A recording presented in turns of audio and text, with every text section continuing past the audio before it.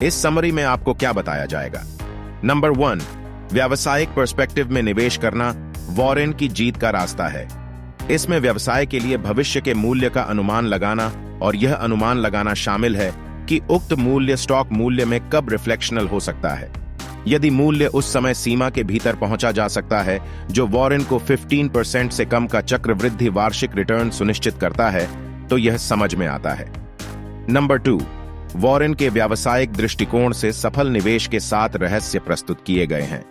Number 3, extended value philosophy static value securities को त्याग देता है और उत्कृष्ट व्यवसायों का पक्ष लेता है जो दीर्घकालिक आर्थिक विकास का अनुभव करने के लिए फिक्स्ड हैं। ऐसे व्यवसायों की विशेषताओं की एक सूची प्रस्तुत की गई है।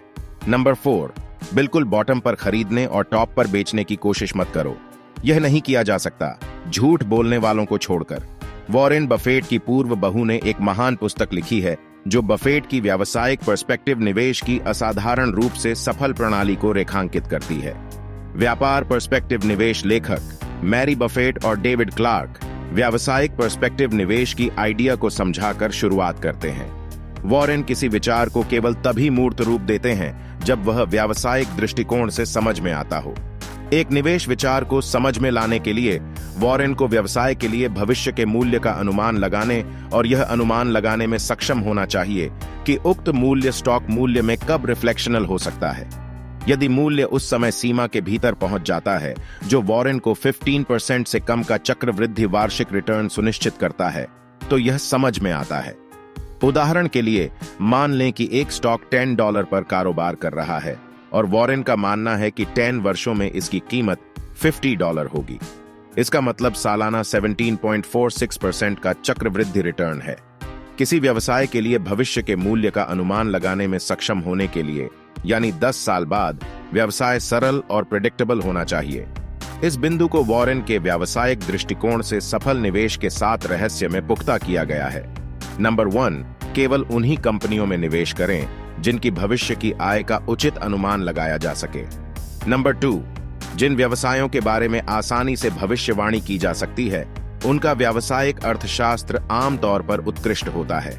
नंबर 3, उत्कृष्ट व्यावसायिक अर्थशास्त्र आमतौर पर इक्विटी पर लगातार उच्च रिटर्न, मजबूत कमाई, कंज्यूमर मोनोपोली और शेयरधारक अनुकूल प्रबंधन टीमों से स्पष्ट होता है। नंबर 4, आपके द्वारा भुगतान की गई कीमत यह निर्धारित करेगी कि आप अपने निवेश पर कितना रिटर्न की उम्मीद कर सकते हैं। नंबर 5, वह व्यवसाय चुनें जिसमें आप निवेश करना चाहते हैं और सुरक्षा की कीमत को खरीदने का निर्णय निर्धारित करने दें। नंबर 6, सही कीमतों पर असाधारण अर्थशास्त्र के साथ सही व्यवसायों में निवेश करने से कम 15% का वार्षिक चक्रवृद्धि रिटर्न मिलेगा। नंबर 7, एक साझेदारी संरचना स्थापित करें जो आपको अन्य लोगों के पैसे का निवेश करने और आय का कुछ हिस्सा निकालने की अनुमति देती है। वॉरेन की जीत का रास्ता सबसे पहले और सबसे महत्वपूर्ण सवाल यह पता लगाने का है कि आप क्या हासिल करना चाहते हैं और उस कीमत का इंतजार करना जिसे आप भुगतान करने को तैयार हैं, अर्थात एक ऐसी कीमत जो व्यावसायिक समझ में आती है। उत्कृष्ट व्यवसाय का विस्तार मूल्य बेन ग्राहम के निवेश के तरीके गहरे मूल्य के दृष्टिकोण में एक जन्मजात मुद्दा है। मूल्य समस्या का एहसास। मिस्टर मार्केट को सुरक्षा के आंतरिक मूल्य का एहसास होने में जितना अधिक समय लगेगा, किसी का वार्षिक चक्रवृद्धि रिटर्न कम हो जाएगा। इसके अलावा जब भी कोई सुरक्षा बेची जाती है तो अंकल सैम उसमें कटौती कर लेते हैं। वॉरेन ने अंततः इन कमियों को पहचाना और फिल फिशर और चार्ली मुंगर द्वारा सिखाए गए विस्तारित मूल्य दर्शन की ओर बढ़ गए। संक्षेप में, यह दर्शन स्थैतिक मूल्य सिक्योरिटीज को त्याग देता है, अर्थात एक कंपनी जो परिसमापन की ओर बढ़ रही है लेकिन परिसमापन मूल्य से कम कीमत पर व्यापार कर रही है, इसलिए निवेशकों को आय पर कब्जा करने की अनुमति देती है। इन आधे अधूरे व्यवसायों पर ध्यान केंद्रित करने के बजाय वॉरेन अब ऐसे उत्कृष्ट व्यवसायों की तलाश में है जो दीर्घकालिक आर्थिक विकास का अनुभव कर सकें। कंपनी की कमाई बढ़ती रहेगी, इस प्रकार उसकी अनुमानित दर का अनुमान और विस्तार होगा वापसी का। जिन व्यवसायों का मूल्य लगातार बढ़ता रहता है वे अक्सर उत्कृष्ट होते हैं। ऐसे उत्कृष्ट व्यवसायों में अक्सर निम्नलिखित कई विशेषताएं होती हैं। नंबर 1, एक पहचान योग्य कंज्यूमर मोनोपोली। उदा, एक ब्रांड नाम उत्पाद या एक प्रमुख सेवा जिस पर लोग या व्यवसाय निर्भर हैं। नंबर 2, एक मजबूत और ऊपर की ओर कमाई का रुझान। नंबर 3, एक रूढ़िवादी पूंजी संरचना, यानी कम या कोई ऋण नहीं। नंबर 4, इक्विटी पर लगातार उच्च रिटर्न का इतिहास। नंबर 5, कमाई बरकरार रखने में सक्षम होने का इतिहास। नंबर 6, नए अवसरों, परिचालन के विस्तार और या शेयर पुनर्खरीद में बरकरार कमाई को फिर से निवेश करने में सक्षम होने का इतिहास। नंबर 7, बरकरार रखी गई कमाई से जोड़ा गया मूल्य कंपनी के बाजार मूल्य में वृद्धि करेगा। नंबर 8, व्यवसाय मुद्रास्फीति के अनुसार कीमतों को समायोजित करने के लिए स्वतंत्र है। नंबर 9, कम पूंजीगत व्यय आवश्यकताएं।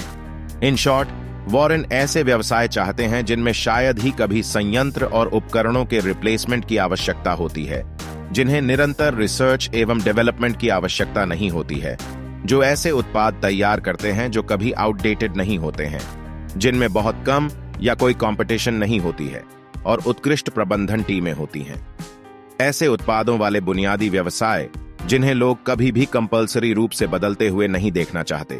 प्रेडिक्टेबल उत्पाद, प्रेडिक्टेबल मुनाफा। वॉरेन का मानना है कि 3 प्रकार के उत्कृष्ट व्यवसाय हैं जो 2 कैटेगरीज में से एक में आते हैं, कंज्यूमर मोनोपोली या टोल ब्रिज। कंज्यूमर मोनोपोली एक उत्कृष्ट कंपनी है जिसके पास कोका कोला जैसा ब्रांड नाम प्रकार का उत्पाद है।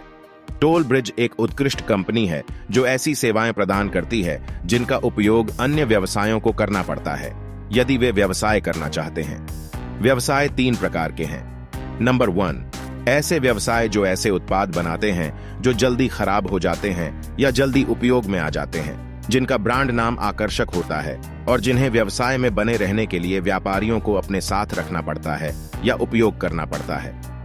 नंबर 2, ऐसे व्यवसाय जो दोहरावदार संचार सेवाएं प्रदान करते हैं, जिनका उपयोग निर्माताओं को जनता को अपने उत्पाद खरीदने के लिए प्रेरित करने के लिए करना चाहिए। नंबर 3, ऐसे व्यवसाय जो बार बार दोहराई जाने वाली कंज्यूमर सेवाएं प्रदान करते हैं, जिनकी लोगों और व्यवसाय को लगातार आवश्यकता होती है। जब वॉरेन इस प्रकार के व्यवसायों में से एक को देखता है जिसमें उपरोक्त कई विशेषताएं होती हैं, तो वह बड़ा दांव लगाता है। वह हमेशा एक केंद्रित पोर्टफोलियो का फंडा रहा है जिसमें उच्च उछाल वाले विचार शामिल हैं जिन्हें वह अच्छी तरह से समझता है।